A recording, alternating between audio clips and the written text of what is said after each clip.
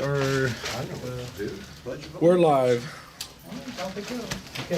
Okay, we'll say the pledge. Yes, I pledge allegiance to the flag of the United States of America, to the republic for which it stands, one nation under God, indivisible, with liberty and justice for all. Dear, let's bow our heads a minute. Dear Heavenly Father, we right now just ask prayer for Mike and his healing. Lord, he needs some help. Touch his body, Lord, as he's going through the need. And we just lift him up in prayer to you this evening. Lord, we ask that you be with us here tonight so we can have a productive meeting. Lord, be with our veterans, their families, the service men and women that are out there. Protect them, we pray. Put your hand over this whole situation over there with the Ukraine. And just thank you for all that you have blessed us with, and keep us safe, we pray. Amen. We also lost 2 pilots in Hawaii Yeah. on Kauai, so we get prayer to the families, their losses too. Let's, Thanks, God. so we don't have a big agenda other than aerospace education. And you said that, I forgot his name, the mayor, he's not gonna be here, you said? Yeah, the gentleman who was supposed to present for today is not feeling well, he got COVID. So we can pick any subject and talk around the room like we have done last week. Aerospace education is always a good matter to shuffle around. We can actually talk about SAREX, which we held this weekend here on this premise. It was Group 3. Quite a number of members came over and took care of their sign-offs, myself included. I finally got the mission observer rank qualification done. So overall observation, I only attended the first day on Saturday. It was pretty well organized. We managed to get practically every member assigned a sortie for mission scanners, for mission observers, requalifications and new qualifications. Everyone, all crews handled this exercise professionally, with all aspects of safety covered. I haven't noticed any issues. Anyone else attended this event? I think. Well, I tried to, but I had to go to a dance recital.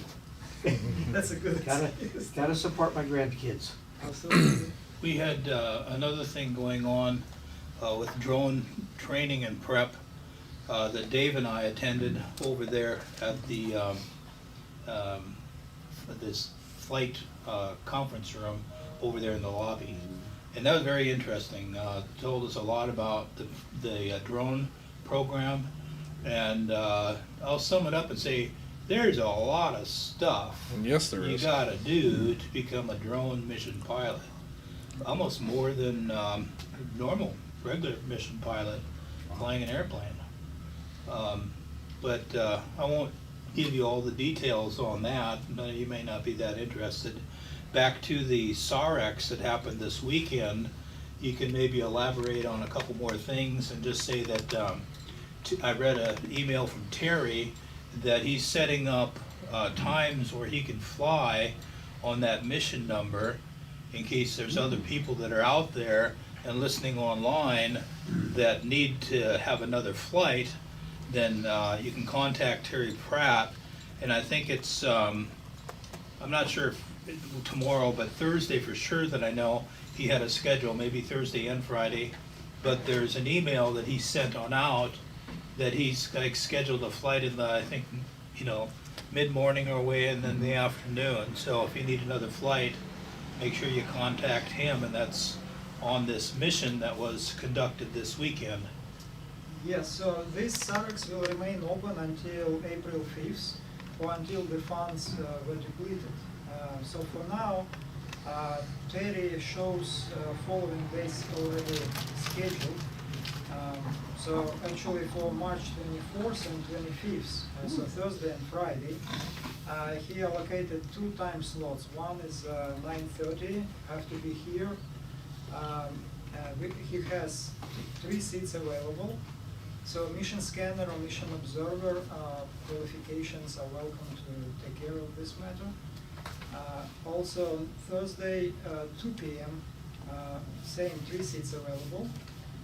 Friday, 9:30 and Friday, 2 p.m. Both slots, 3 seats available. Anyone listening online, please reach out to Terry Pratt if you'd like to get sign off on a single remaining exercise. Is that in the email as well? Yes. Very well. So he addressed the whole group 3. So anyone in the group can deal with it. Let me interrupt just a second, Chris. Nope. We have Gary. No, what's up?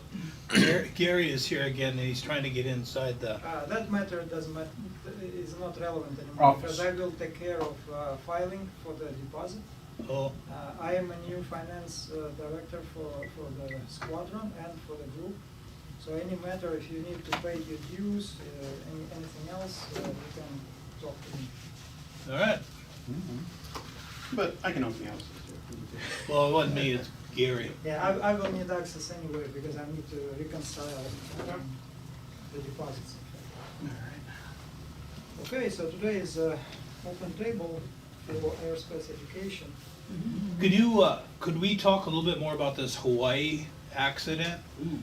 Kind of between all of us, I mean, the only information I've read so far is what the national commander sent on out. There was one other one that came after that, but it didn't specify what took place. And they just stated, like you said, NTSB is doing the investigation, just like it do with aero clubs. I don't think there'll be any information, preliminary information, for at least another couple of weeks. I could make a phone call to my son-in-law in Hawaii right now, who happens to be the Air Force liaison for the Civil Air Patrol out there. Yeah. Oh, okay. I've got the. See if he knows anything in the local news. Yeah, the other one I have is Morimoto. Morimoto used to be the operations director for March. He's over there flying for the Civil Air Patrol. Never gave a thought about chatting with him. Hey, series called Corey. 765. Might be out for their walk.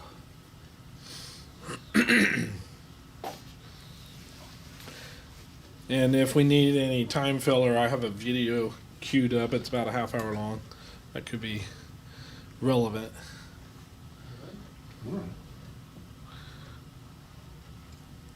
actually, speaking of drones, maybe it would be interesting subject to discuss all current applications, not only military. We all see that drones do make big difference from military perspective. There are a lot of, from reconnaissance to actual taking care of ground targets and so on and so forth. But in the civil area, drones play a significant role, and there are a lot of startup activities happening from deliveries of different kinds. Hey, Corey's lawn. To first response. Hey, I was just wondering if you had any local news on the again, camp assessment of accident. damage and so on and so forth. So we can talk about that for sure.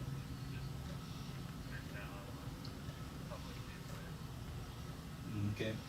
Well, we were talking about, we had the national commander send an email out just saying that it happened, there was an accident, and no details or anything like that, and other than, apparently it happened at Kauai, that,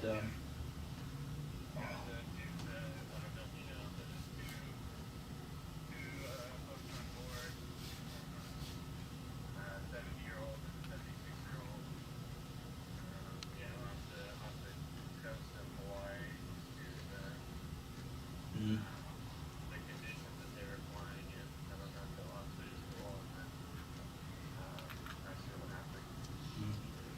what did you say the age of the first one was? 70? So they're both experienced them too. All right, well, I'm at this CAP meeting here, we just thought we're talking about it and thought we'd see if there was any local news on it out there.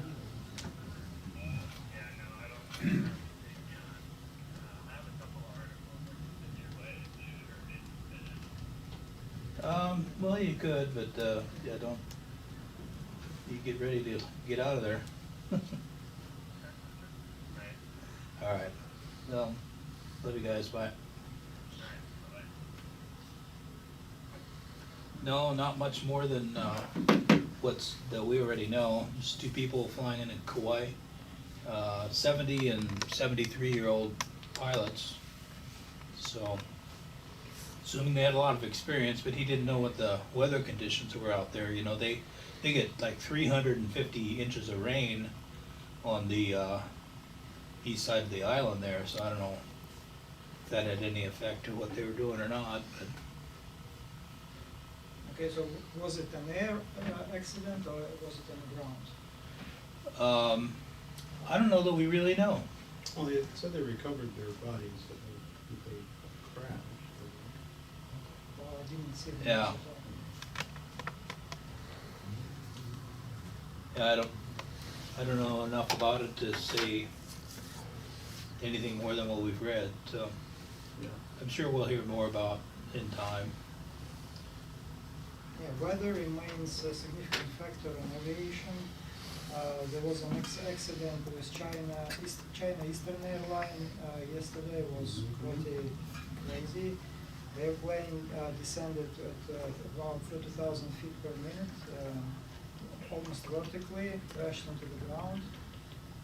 The video surveillance showed that in last moments of this descent, the airplane didn't have the vertical stabilizer. Probably got destroyed due to some event up in the air. So, who knows, maybe extreme turbulence, maybe something else. Well, there was one other incident of a vertical stabilizer getting torn off the plane. It was, I think we were just talking about it too, because of the way the pilots were trained, they gave excessive rudder input when they encountered turbulence and generated enough force on the vertical stabilizer to actually tear the tail off the plane. I've never heard of that in Cessna. Oh, so, no, you're talking about the Eastern China. Yeah, that's a 737. Oh, something. Yeah. The accident we talked about was Airbus, I believe, Yes. in New York, Long Mhm. Island, New York, Mhm. departing out of JFK. So, as far as weather goes, we all have to pay extreme attention to forecasts, get all information, get access to all information available from national weather services, local news, calling the destination airport, paying attention to PIREPs, especially paying attention to PIREPs because forecasts cannot tell us what's happening at specific flight level or altitude. This season is pretty turbulent. We have all experienced it. Whenever I was flying recently, at one altitude it's pretty stable. We go a little bit higher or lower, it gets a little bumpy. I think even doubly so for, mountain flying, island flying, these guys, they're probably experienced, but the weather changes so quickly in island environments, mountain environments, both. So Hawaii has both mountains and they're an island. So running into a weather front that was unforecasted, probably highly likely.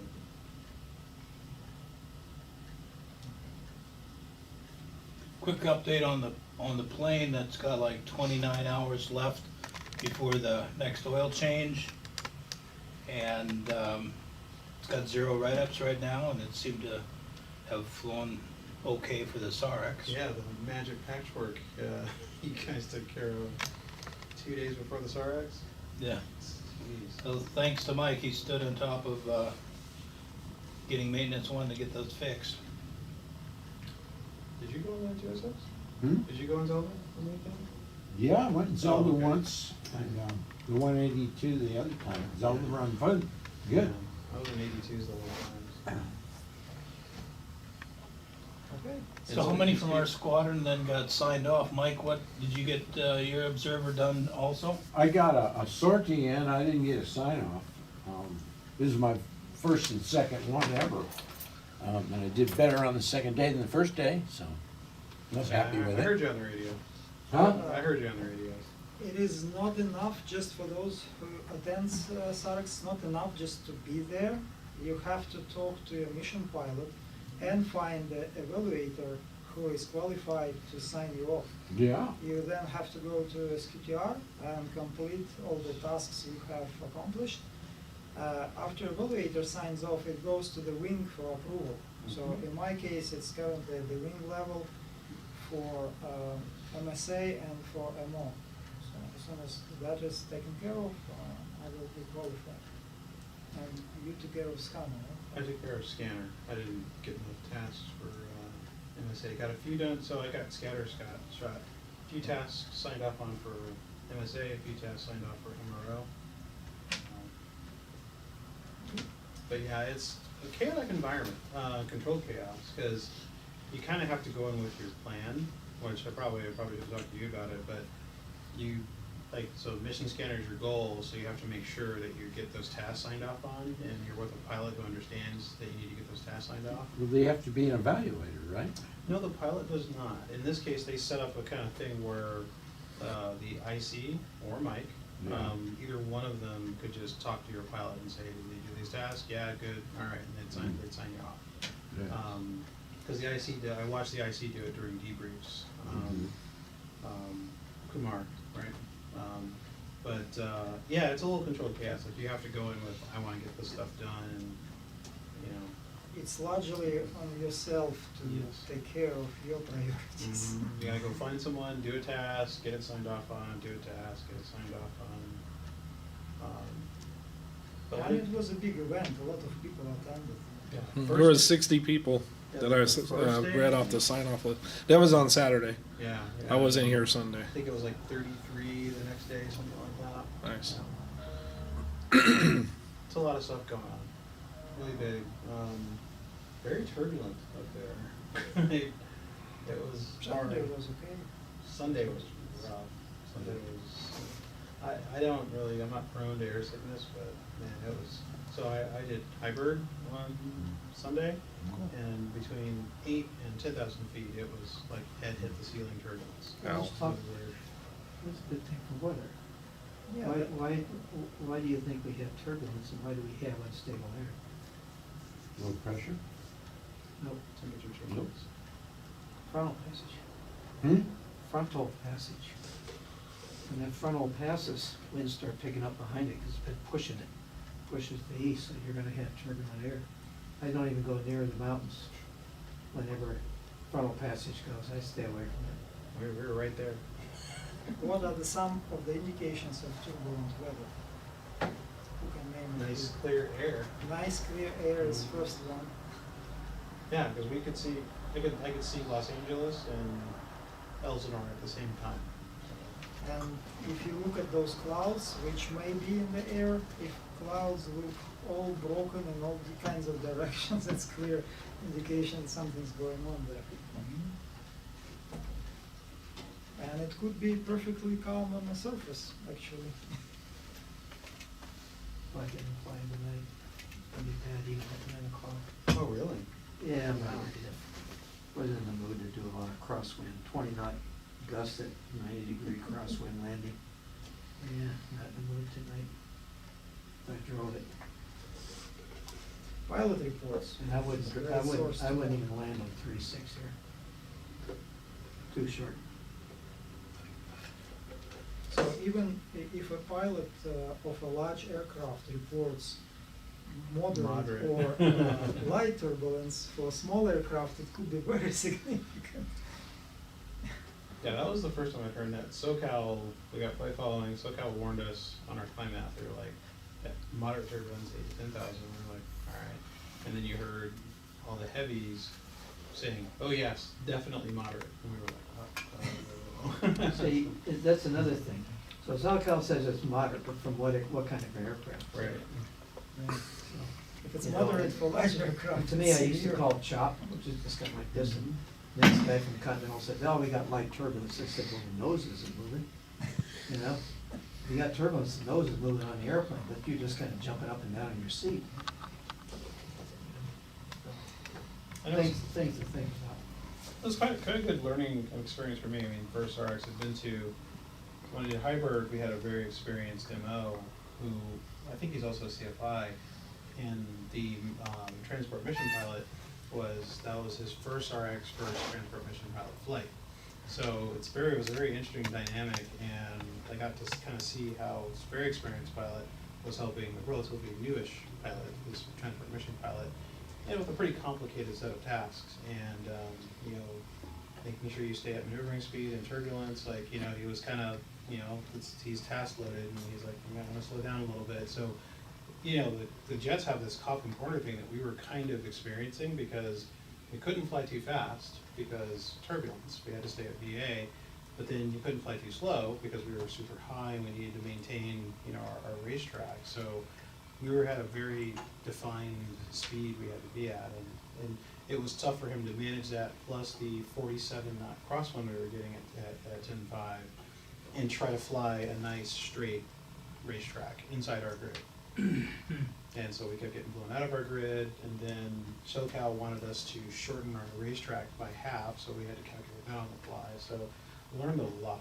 Like, it was very, very good. I mean, people think hybrid is boring, but it was a very busy flight.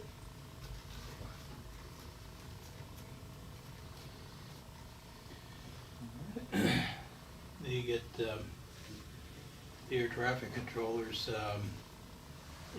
they're gonna want you to do certain things like you said, and that doesn't fall into the original plan a lot of the times. I think the first hybrid sortie, because instead of doing hybrid just 4 hours for the, you know, length of time that we could, they had us do 2 sorties. And by the time we had gotten to altitude, we did 1 lap and they were like, oh, return to base. So we were on station for 6 minutes and then returned to base. So yeah, things just don't go as planned. And the second time, we actually got more laps in because SoCal shortened us up because of Ontario's approach. So it was a great experience both times. They'll throw in an air boss. So one time in San Diego, when the fire's down there, we went and did a mission, take photo recon, and so you had air traffic controllers, you had an air boss that was, you know, watching and talking, communicating you inside of the fire zone, and then there's the CAP. They wanted to be talked to too. Yeah, and you know, that was a whole other thing, is like I realized the task, so I didn't quite realize that hybrid, which really requires a mission observer, that you really need a mission observer who's also kind of MRO, because you're doing both tasks, like you're both kind of co-pilot, flight planning, mission, you know, mission manager, but you're also doing what the base MROs are doing at the same time. Very busy like that. And I think in those environments, then you have another agency or multiple agencies. We were having a hard enough time we couldn't even raise ground team. So we could talk to base just fine, but we couldn't talk to base on, that was the other problem. They were having us, did you catch this? They were testing the new digital stuff. And Saturday, digital was okay. Sunday, digital was not working, like at all. Like everything we got was garbled. And this was at the hybrid. We switched to 59 analog, clear as bell. Like, so we had to switch to the backup channel, which in the comm plan, it was, you know, 62, yeah, 62 digital, 59 digital, then fall back to 62, or no, the backup was actually 59 analog, and it took us going all the way down there, and we couldn't hear anything on TAC 1 for the ground team, so. But, you know, the reason we did all this was so that we could test all the equipment, and I mean, in that way it was a, successful test, but unsuccessful test. hopefully issues were identified and will be resolved. Yeah, there was, I heard, digital work, so it worked on the first day, but not the second day, because apparently Santiago Peak, where R62 is very prone to precipitation. So snow and rain will make those receivers not, or the repeaters not work well. That's what the comm guy was telling me, so that was new information. Air to ground, was very, very spotty at best in almost every case. Air to air seemed good, and air to base was good, so. Take that for what it is. Like, did you experience the same, or, like, did you guys actually talk to a ground team? We weren't supposed to on the Sunday startups. They said, don't call ground. And we talked to ground quite a bit, out by Canyon Lake. Okay. And, hey, gotta say, we found both, ELTs spot on, and that was my first go around with Becker and everything, and I was impressed of its capability. Yeah. Yeah, the DF was really good. Like, it's easy, but overfly the target and it just points. And then take another run at it from different distance. You get a cocked hat.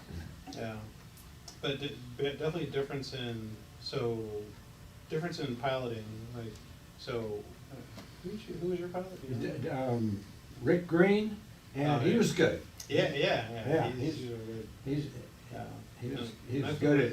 I think Brad, and it's just that whole situational awareness of we're at 1,000 feet, we're doing a surge pattern, and then we're going to drop down where we have to be a little exposed to a little more danger. But drop down, get the fix, pop back up. But all that low speed, low speed, low altitude maneuvering, which, I mean, you got to practice it. That was very learning. It was a learning experience for me. It was a good SAR. Yeah. Okay, so shall we Alright. watch the video? We have Yeah. enough time and a few minutes for discussion.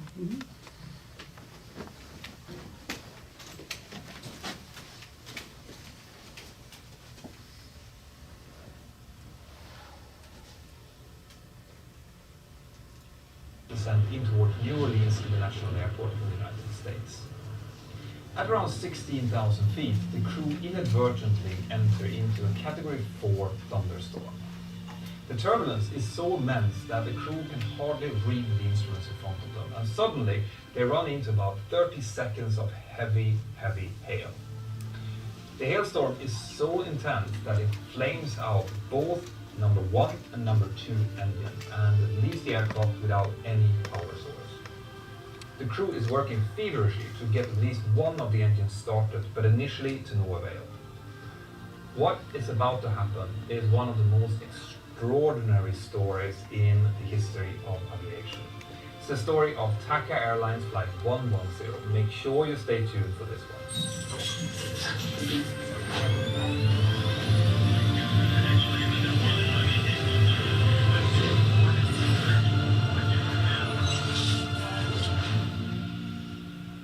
The incredible story of TACA Airlines Flight 110 took place on the 24th of May 1988. The flight had originated in San Salvador, in El Salvador, and then the crew had flown over towards Belize City, in Belize, and the incident happened on the second leg of the flight, the leg between Belize and New Orleans in the United States. The aircraft that they flew was a brand new Boeing 737-300 that had been delivered to TACA Airlines only a few weeks prior to the incident. On the incident flight, there were 38 passengers on board and 7 crew members. In the cockpit of the flight was Captain Carlos Dardano. He is 29 years old, but he had managed to amass an impressive 13,410 hours on the day of the accident. Together with him was First Officer Dionisio Lopez. He was also very experienced at over 12,000 hours, and there was also a third crew member, a line training captain called Arturo Soleil. And the reason that he was there was not to do a line check on Carlos and Dionisio, but he was there to just verify the operation of this brand new aircraft. Because when a new aircraft variant is introduced into an existing fleet, it's very important to check how it's working and how the standard operating procedures and so on is working, right? So this makes perfect sense. Now, this was not the first day that this flight crew had flown this particular aircraft. In fact, they had been rostered to fly the exact same route the day before. But the day before, they had encountered a problem with the aircraft. When they landed after having flown from San Salvador to Belize, when they tried to start the engines again for their second flight over towards New Orleans, they just could not get the engines to start. They tried to start engine number 2, but no matter what they did, the engines would just not light up. So they shut down the aircraft, they had to cancel the flight for all the passengers, and they called in engineering. And engineering had a look at it, and what they found was that this aircraft, even though it was brand new, had been sitting out in the desert awaiting delivery for a while. And when it did so, it had drained the battery. And the battery didn't like that much, so the battery was not in good shape. So what engineering did was they just took away the old battery and replaced it with a brand new battery. And this is going to become a really, really important point in what's about to happen. The crew was really, really excited to fly this new aircraft because it had really cool new features. It had an auto throttle, which they weren't used to using. It had nice lateral navigation, virtual navigation, and all these cool autopilot modes that they weren't used to having on the 737-200 that they normally flew. Anyway, on the incident date, the crew had prepared for the flight just like normal, and they were aware that they were flying into an area where they could encounter potential thunderstorms. 20 years of heartbreaks and heartaches, sleepless nights, and the greatest victories. To get to the Super Bowl is hard, to win is even. But they took off normally from Belize City Airport. They climbed up to their cruising altitude of 35,000 feet. And while they were up in cruise, the first officer asked Captain Carlos whether or not it would be possible for him to actually invite the passengers into the cockpit, just to show this eighth wonder of the world, which was the 737-300. Of course, this is back in 1988, so that was perfectly okay. They opened up the door, they let the passengers come in, take photos, look at the cockpit, and it just goes to show how proud they were, and also shows the kind of spirit of the time, which I just love. Now, before we go any further, I just want to give you a little bit of details about one of the main characters of this story, which is Captain Carlos Ladvano. So, if you want to look for a real seat-of-the-pants, stick-and-rudder, proper South American pilot, Carlos would be him. Okay, he'd grown up flying. He came from a flying family, so he was flying from when he was a little kid. He got his licenses as early as he possibly could. He started flying commercially at a very young age. That's why he could amass 13,000 hours at the tender age of 29. But back in 1979, so 9 years prior to this incident, he'd been in a very serious incident where he was flying a small Piper Archer out close to San Salvador. After landing, he'd been caught in crossfire between the guerrilla and the normal El Salvador army, and a sniper had actually shot him. The bullet entered in the back of his cheek and went out through his left eye, leaving him completely blind on his left eye. Now you might ask yourself, how is that then possible that he is allowed to fly commercially with only one eye? And it wasn't easy, right? He had to go out and do what we call functional test flights. Because he was already flying commercially, they didn't want to take his livelihood away from him, so he had got the chance to go out and prove that he could still fly perfectly with only one eye. And after a period of about 3 months, they had actually allowed him to maintain his Class 1 medical, not only in El Salvador, which he was originally from, but also in the United States, because he was based in New Orleans at the time, so he needed the FAA to approve it as well. And they did, right? So he was flying on a special type of medical license at the time of the incident. Anyway, as the crew were now getting closer to their top of descent, they got the passengers out of the cockpit, they started to brief, they're approaching towards New Orleans, and they also started seeing these thunderstorms appearing on the weather radar. Okay? Now, the weather radar on the 737-300 was state-of-the-art, really good weather radar. And the way a weather radar works generally is that you have a radar antenna that's situated in the nose cone, as in the very front of the aircraft, and that radar antenna will send out radar pulses. And the way it works is that the radar pulses will then bounce off things like precipitation, so rain, hail, snow, and the weather radar measures how much radar pulses is coming back in and how long it took for them to return. And based on that, it can form a picture of how much precipitation you have ahead of you and also how far away it is. And it shows that on our navigation displays.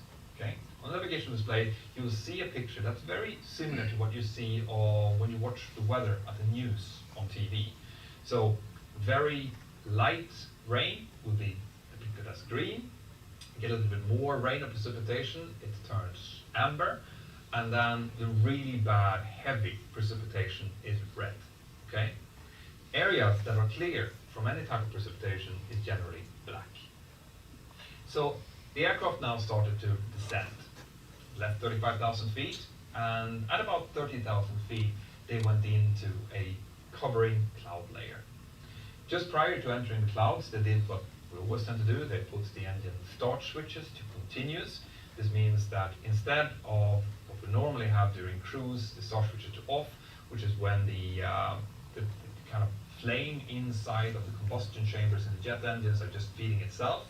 Well then, just out of an abundance of caution, we switch it to continuous, which means that the igniter inside of the jet engine continuously keeps igniting. That's to make sure, or safeguard against flame outs as we get into potential icing conditions. So that's what they did. They put the start switches to continuous, and they switched on the engine and the ice for the same reason.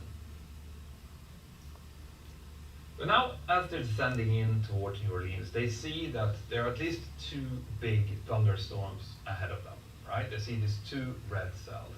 So they get in contact with Houston Air Traffic Control, and they ask them to divert towards the east to get around these thunderstorms. Houston Air Traffic Control gives them the chance to do so. Basically, they say you can deviate on your own kind of reconnaissance and just tell us when you're turning back towards New Orleans. So that's what they did.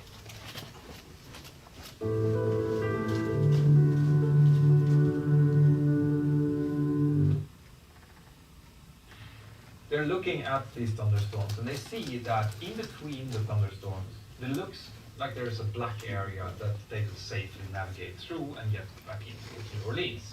Another thing that you have to understand about weather radars is that they're not perfect, okay? And just like with any type of obstacle, if you have a really heavy thunderstorm in front of you, well then a lot of these radar pulses that are being emitted is going to come back into the radar. That's what's giving you the kind of red radar return.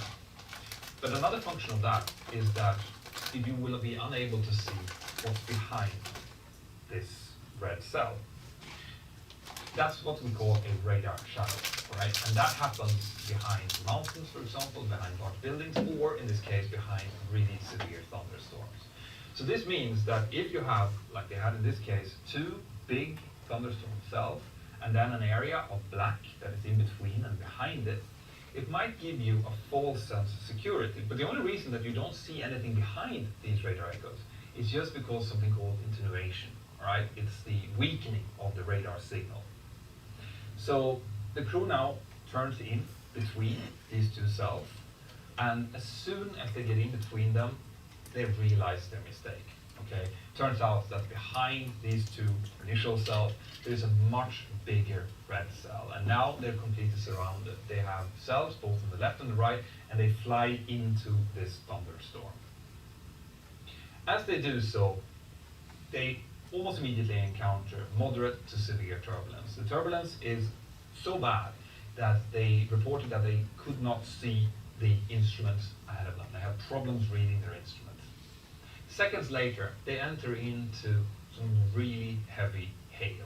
Okay, 30 seconds of severe hail and heavy rain. It's expected that the rain was equivalent to about 30 inches per hour, or about 25 to 30 grams of water per square meter, just to give you some idea of how much water it is. And as they're entering this hailstorm now, both engines flame out. Now, you might ask yourself at this point, engines flaming out, how come they flame out? Aren't they tested to be able to ingest a lot of water? And you'd be absolutely right to ask that question. In fact, the engines, the CFM 56 engines that were fitted to the 737-300 has been certified to take almost 4 times the amount of water that was expected that the engines were ingesting at the time and still continue to operate. However, turns out that there has been a crucial omission when it comes to the testing and certification of these engines. Because the engineers that made this test, they assumed that water and hail would act in kind of the same way, right? So they never tested how this jet engine would actually perform if there was hail involved. And it turns out that while they were using basically fire hoses and shot straight into the engine during the testing and certification, the water would hit the fan blades and be centrifugated out towards the bypass duct and away from the core of the engine. But the hail didn't work that way. Instead, the hail worked more like a bullet. It followed a ballistic path. So while the water was centrifugated out, these hail pellets, they went in, and especially turns out at lower power settings, when the fan is not rotating at such a high speed, it could go in between the fan blades and enter straight into the compressor stage of the engine, and then basically saturate that stage into the combustion chamber and flame the engine out. So this is what happened on this flight, and it happened on both engines simultaneously. And when this happened, you have to understand that generally the aircraft takes all of its electric power from the 2 engine-driven generators, which is connected to the engines. So they're now in heavy, severe turbulence. Both engine flames out.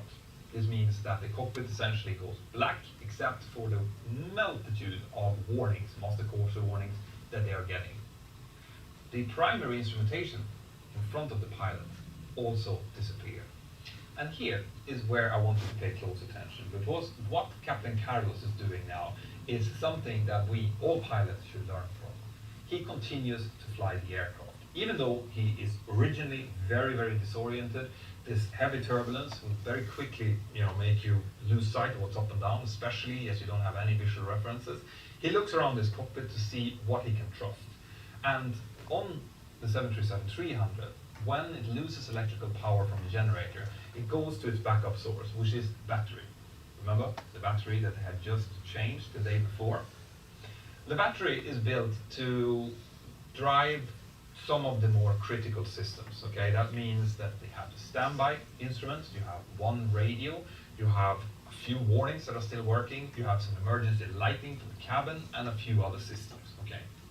The 737 does not have a ram air turbine, because you still can fly the aircraft, as in the flight controls are connected by wires to its respective rudder surface. So you can use only battery power, and the battery fitted onto the 737-300 will last for about 30 minutes. So Captain Carlos is looking over, he sees his tiny little standby horizon, and he uses that, fixates on that, to make sure that the aircraft keeps flying wings level and on speed, right?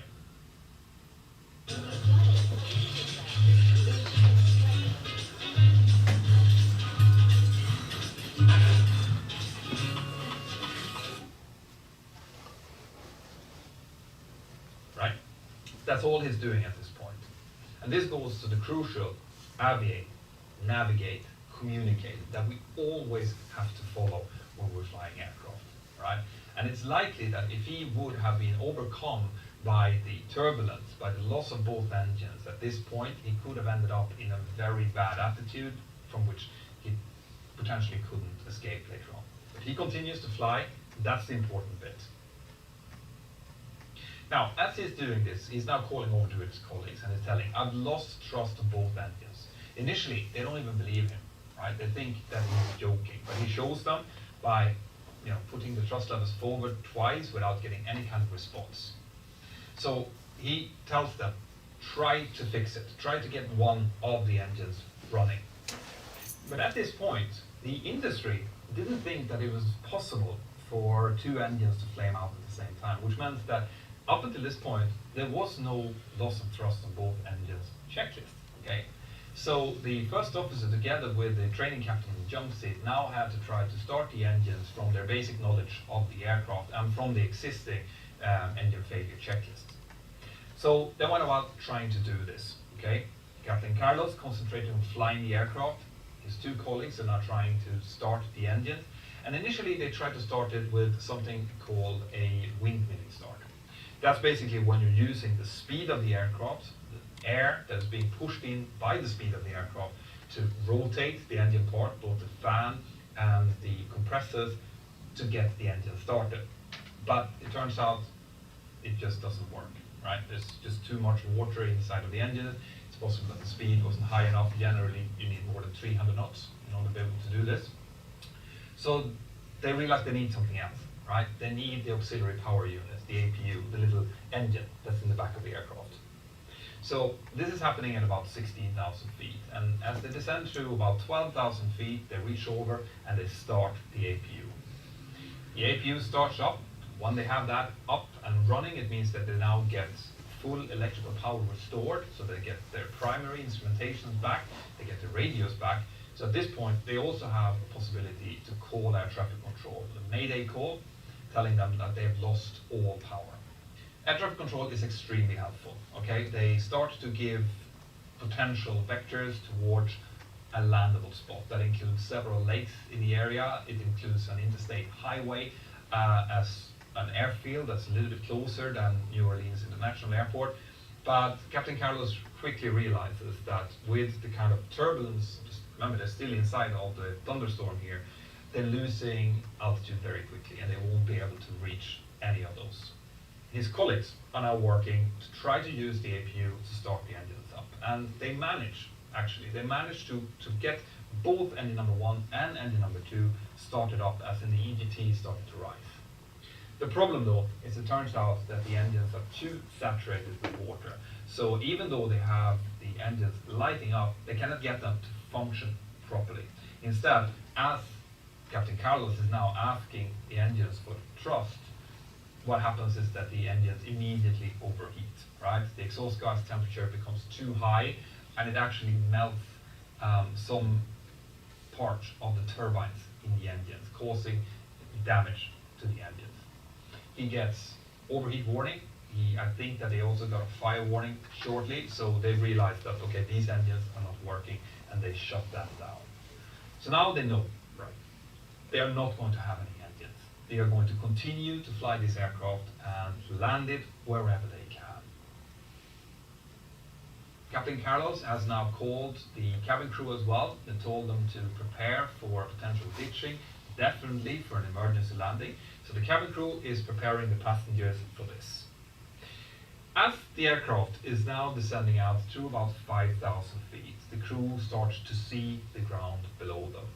And in an interview, which by the way I've linked to up here, you have to watch this interview if you're interested in getting more details about this incident.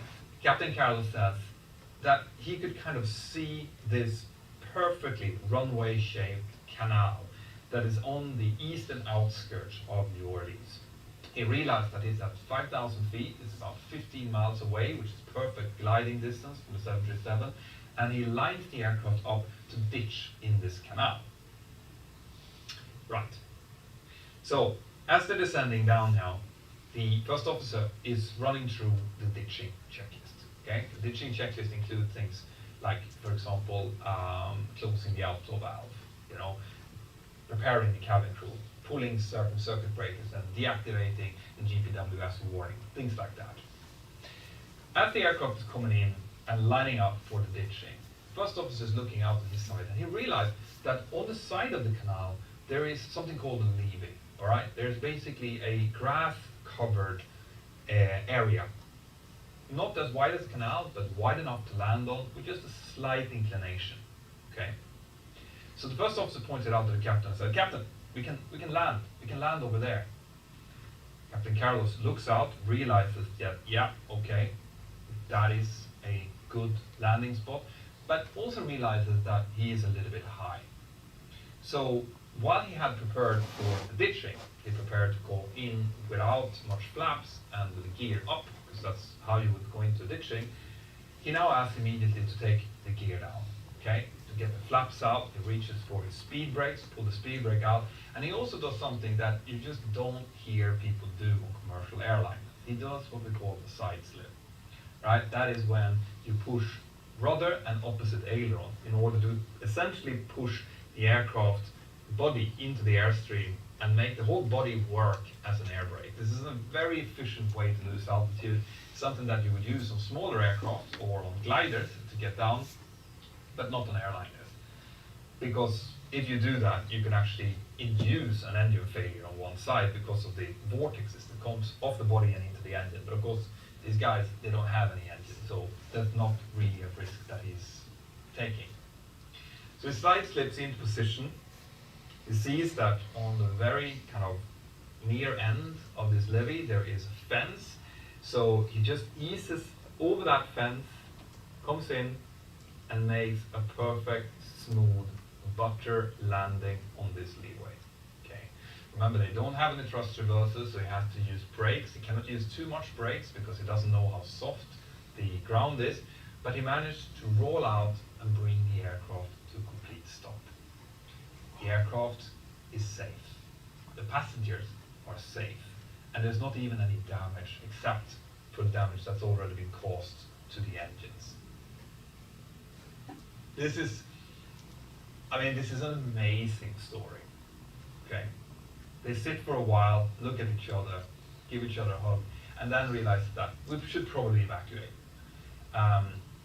There actually was a discussion in the cockpit whether or not they should evacuate because the aircraft is safe. But then again, you don't really know if, for example, the landing gear is safe or not. So they decide to evacuate the aircraft. They call for the evacuation. Everyone gets off the aircraft. And then the thunderstorm that they'd just flown through comes in and it starts raining heavily outside.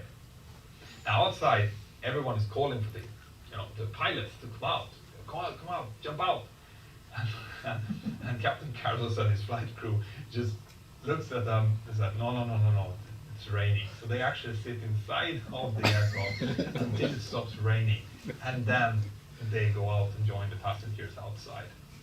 Now, you would think that this would be the end of the story, okay? But this story actually becomes even more crazy. And if you stay just after this break, I'm going to tell you how they managed to get the aircraft out of this leaving. This episode is brought to you by CuriosityStream. And CuriosityStream is one of those things that I just know that you guys like. Because in all fairness, you're watching this episode, which is kind of like a documentary, and high quality, quite a lot at the moment is a series called that you guys would, in the description of the video, would code Mentor Pilot, all small letters. That would give you a full 30 days, $99. So after landing, the representatives of TACA Airlines had a bit of a quandary. Like, how are they going to get this aircraft away from this leaving? Initially, they thought that the best way to do it was probably to just demount the wings and put the whole aircraft on a barge together with wings and then get it to a place where it could be reassembled and reused again. But then someone pointed out that the leaving that they had landed on was next to the NASA Mashud assembly facility, which used to, during World War II, be an assembly factory for making, among other things, aircraft. And when you have an assembly line for aircraft, it's handy if you have an airport as well. So it turns out that the road that was just in front of this NASA facility used to be an old World War II runway that had now been turned into something called the Saturn Boulevard. So what they did instead was they waited until the ground had dried up a little bit so it could kind of support the wheels of the aircraft, and then they towed the aircraft to the beginning of this road. Then they got FAA clearance. FAA went out and made sure that obstacle clearance and so was okay. Then they loaded up the aircraft with the minimum amount of fuel needed, and then a couple of test pilots, not the same crew as did the flight, used this road and took off, right? They took off from this piece of road and then flew over to land at New Orleans airport, which is where they were supposed to go, only 13 days late. So that's how they solved this. This aircraft was in such good shape after this landing that the only thing they needed to do was change the engines basically that have been damaged during the hailstorm.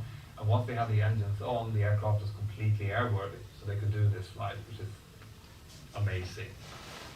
Anyway, obviously there were some upgrades needed to the CFM56 engines. After this incident, CFM went in and they looked very, very closely onto the certification requirements, and they realized that they needed to, well, for one thing, upgrade the spinner. The spinner before this incident was conical, and then what they did was they shaped it into a mix between a conical and elliptical shape.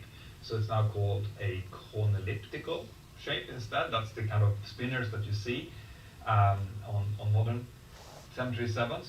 The reason they wanted to do that was because they found out that if hail hits that shape, it will deflect the hail outwards and thus protecting the core of the engine inside. They also changed a little bit the distance and the number of fan blades on the engine, and they incorporated more variable bleed valve doors inside of the core of the engine, so that during low RPMs, during low power settings, these bleed valve doors could open and let any water that had been ingested into the core out before it reached into the combustion chamber. So there was some major upgrades made to the engine in itself. But on top of that, there was also some operational guidance given to the pilots. So for a while, if the pilots realized that they were going to go through moderate to heavy precipitation, they couldn't bring the engine back to idle. They had to stay at a slightly higher power setting to avoid this from happening. So once again, guys, as you can see, this is a very serious incident, this time handled masterfully by the crew. They helped each other out, they were CRM, they flew the aircraft, which is really, really important. And after that, the authorities went in and saw what can we improve, how can we make flying safer, and it then became safer after it, okay? So this was a really fun episode to do, okay? Since no one was hurt, this wasn't actually categorized as an accident, which meant there was no final report, so I had to go in and I had to look at documentaries and I had to read online descriptions and paper clippings and stuff about this incident, and I love doing that. Like I said, check out the interview with Captain Carlos about this incident.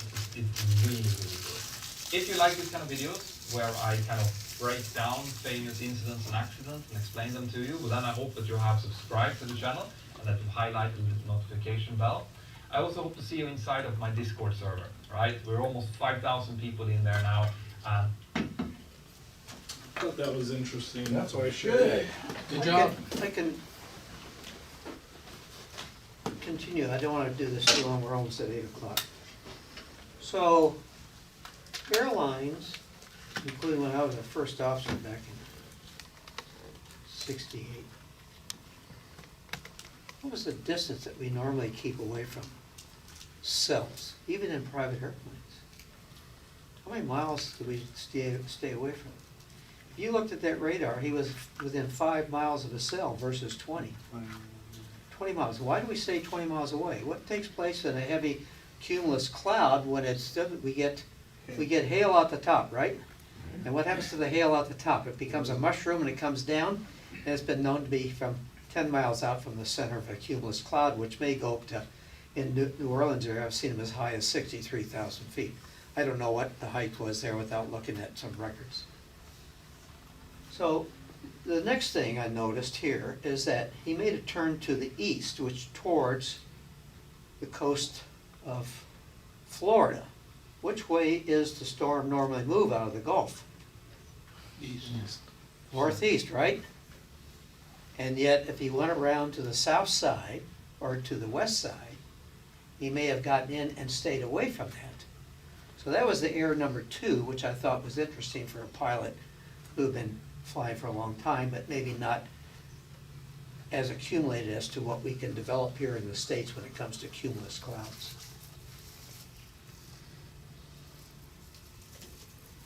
There were some other things that I kind of challenged in regards to that I learned as a first officer. And that is, why not take and slow it down and make a U-turn while you still have the chance? So once he got that thing, we had 10-to-1, they looked at the radar, and after they made their one turn and could see around it, there's a possibility that he could have slowed the airplane down instead of staying at cruise, which was probably about 8.2, slow it down to 6.0 maybe. That'd been around 300 knots, 250 knots at altitude just as he descended, and made a U-turn and got himself back out of that. That would have saved a lot of issues there. He may have gone into some turbulence, and he may have caught some hail maybe in that, but he basically would take and do that. Some of the things I thought were interesting also is a side slip. So he's putting a tremendous amount of pressure on the rudder for side slipping, when he could have done what else? What else could he done to get down, which we do sometimes here in light general aviation aircraft? You ever think about S-turns? How about doing S-turns? We don't have to take and do a side slip, we can do S-turns. So he did the right thing. He slowed it down, got the gear down, gear becomes drag. Whether he had to use spoilers on that thing for speed brakes or spoilers, it's either one, how they're developed. And flaps, which we got him down, which produces a lot of drag. And he probably got down to maybe, he could have gotten a sink rate in that particular system, maybe up down to 4,000 feet per minute with just that and slowing down. So instead of that, he goes into a slip, which is the general aviation way of done it. Yet he could have done this. He could have done S-turns, dissipated that, made some wide turns, shortened the distance up by making those S-turns, and still got to that field. And yet he became a hero because he side-slipped it down. So there's just some things that, bothered me in regards to that. And I'm not trying to be real critical, but I said, why would you turn into the clouds when he had a cell here, and they're 5 miles apart? And I'm not looking at a 20-mile rule, which is normally common. And he turns into it, and all of a sudden I see something here. Well, if I turned into that thing, if I slowed it down, I could have done, maybe made a sharp left-hand turn. You can get it up to 40 degrees of bank at low altitude without that airplane very easily, as long as you kept the speed up. So, I think he was damn lucky personally. Mm-hmm. He was damn lucky that he lost both of them. But again, like they said, hail is something else. I can remember coming down at DC-10, the first officer was going to descend. I said, no, I'll tell you when I'm going to descend. LA's calling, are you descending, American? I said, no. Tell them no, we'll call it when we get out there. And I look at my mileage to Ontario, because I got to cross Ontario 52 DME at 10,250 knots. And then all of a sudden, down I come. I'm at 5,000 feet per minute. Within the first 2,000 feet, I got on the windscreen. Now, 30 minutes prior to that, which was at the river, we had everything on. Windshield heat, in the ice heat, leading edge heat. Everything is at high pressure stage air for heating. And I got about that much rime ice on the windshield. Couldn't see anything. Opaque. Strictly instruments. Next thing, I look out the side window, we're out of the clouds. I said, if we just started a slow cruise down when they wanted us to go 100 miles back to start down, how much ice would we had on the airframe? How much ice would I had on that airframe? Hell of a lot of ice. One of the worst areas for icing is Cajon Pass. The second one in Southern California is Benning Pass. They're always killing somebody in those passes on airplanes. So it's just giving food for thought for you when you're flying, and what you should be thinking about is that what you see on the radar, isn't it? I'll give you another example. Chicago, MD-80, had good radar in those days. We had yellow, red, and purple. Purple being the worst, right? So we're in line. We're on line for runway 14, going south. And they call me, and we call out there and tell them, I said, either clear for takeoff. I said, tell them we're going to take a look at the radar first. Then hold your position. We already had the radar going as we made our turn. Tell them we want to taxi off, we don't want to take off. 4 miles at the end of the runway, in the climb mode, 4 miles, that's about 4,000 feet. I'm purple. You aren't going to see me going through that sucker. I don't care what kind of airplane I got. So now he's all pissed off. He's all mad. Okay, taxi on down the end of the runway, make a right-hand turn, get into the side and hold. I'll give you directions. Well, they finally got us through what they called hangar alley, where all the maintenance hangars were. We go down to another runway. Taxi position, hold, United. We want to follow American. Okay, everybody hold their position. I shut down the damn airport. Because they're looking at the radar at the end of the runway, which who knows how heavy it was, except it was purple on mine, and I'm not flying through it. So you gotta be careful. You know, we use ForeFlight. We have a good weather system basically out of ForeFlight, but we don't know how and where they are unless you get into the winds and find out what your temperatures are at the various altitudes. So when you start looking at altitudes and when you want to start flying around, look at your altitudes and see what the temperatures are, and you'll find out where you're going to have ice, hail, or who knows what. You know, yeah, I can fly through a rainstorm. That's real easy. Washes off my airplane. But what's the temperature outside? Just food for thought, guys. Just food for thought. That's all I'm trying to say. I'm not saying I'm the best pilot in the world, but I've learned an awful lot in flying all these years. I had some good instructors and I had some crappy instructors. I had some good pilots and some real crappy pilots.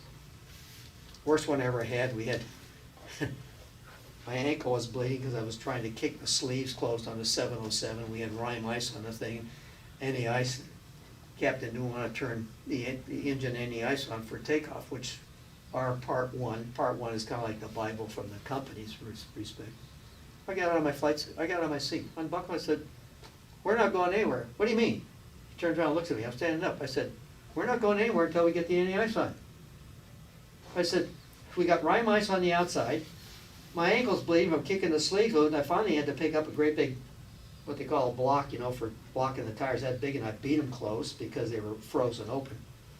And rime ice on that airplane and ice, and he wouldn't turn the anti-ice on. And the first officer's looking out the window like this. He was a wimp. Air Force pilot. Not a Navy pilot, a friggin' Air Force pilot. He just looked out the window, didn't say a word. Lost all respect for him. So, you know, and the funny thing about it, we managed to get to Chicago, and I said, "I'm not flying home with you."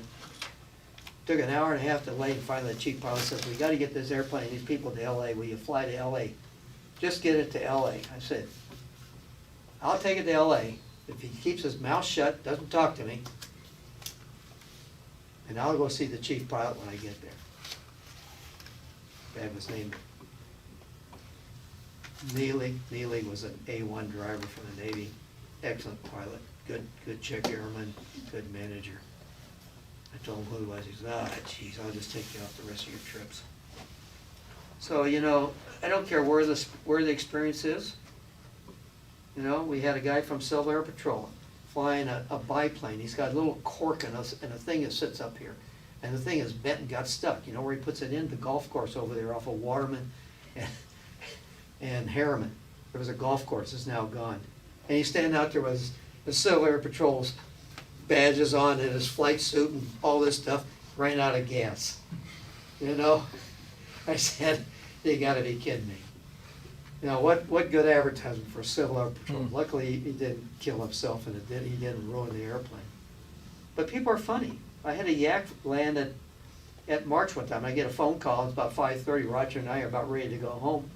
5:15, and he says, "We got this guy that dead sticked it in here.